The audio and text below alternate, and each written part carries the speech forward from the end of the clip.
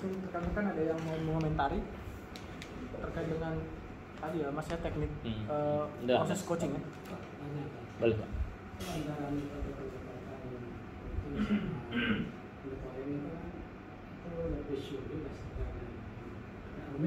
Ya. Kita sebagai leader di sini kan itu waktu yang diperlukan di operasional kan sangat sedikit untuk kami bertemu tatap muka sama kami banyak fokus di kerjaan. Ini saya pun minta Ya. Jadi Pak, iya betul sekali Pak, betul sekali bahwa waktu cenderung mepet dan Bapak juga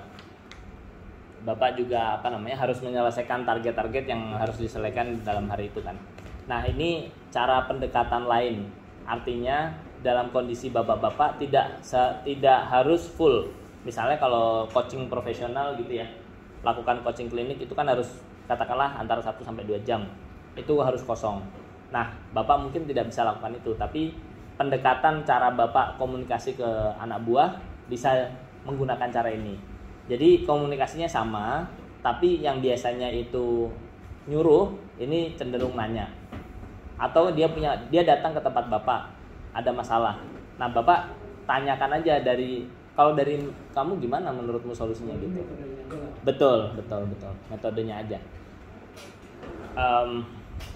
Kecuali misalnya ke keluarga itu bisa juga dilakukan ke anak misalnya kan.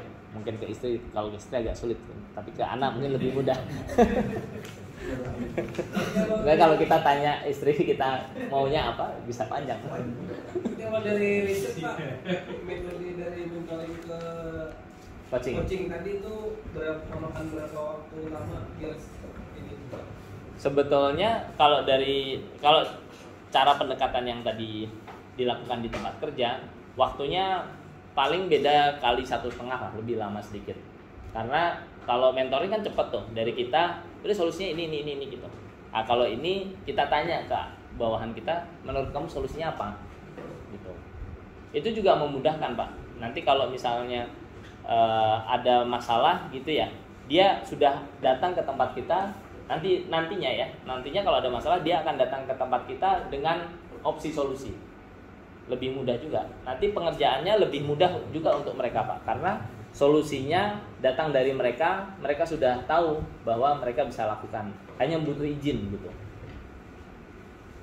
Kedepannya lebih mudah.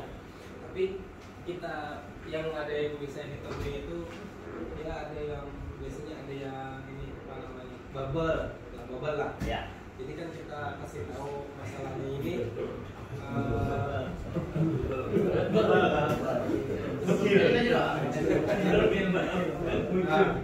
Kasih tahu dapat ada orang peka. Tapi kalau kita kasih tahu yang ini biasanya ini loh masalahnya dapat. Tapi kalau yang ini tadi yang nomor tadi itu harus kasih tahu ini harus tahu baru bisa selesai.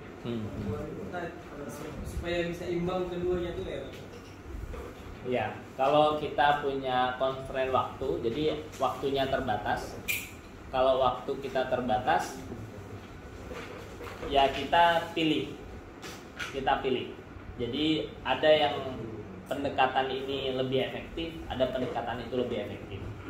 Tapi yang mau disampaikan adalah pendekatan versi coaching ini memang memakan waktu sedikit lebih lama, tapi efektivitasnya lebih tinggi. Nantinya ke depan itu jauh lebih efektif Pak.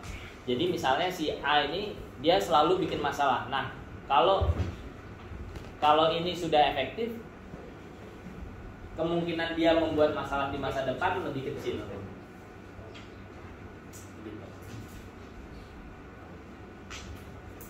Ya Pak, silakan.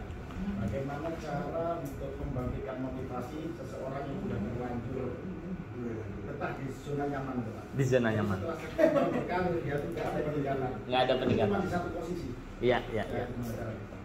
Membangkitkan motivasi biar dia mau upgrade skill, libatnya dari non skill ke operator.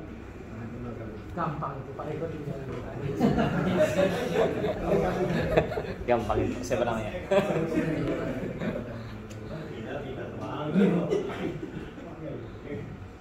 Mampu tapi tapi tidak mau.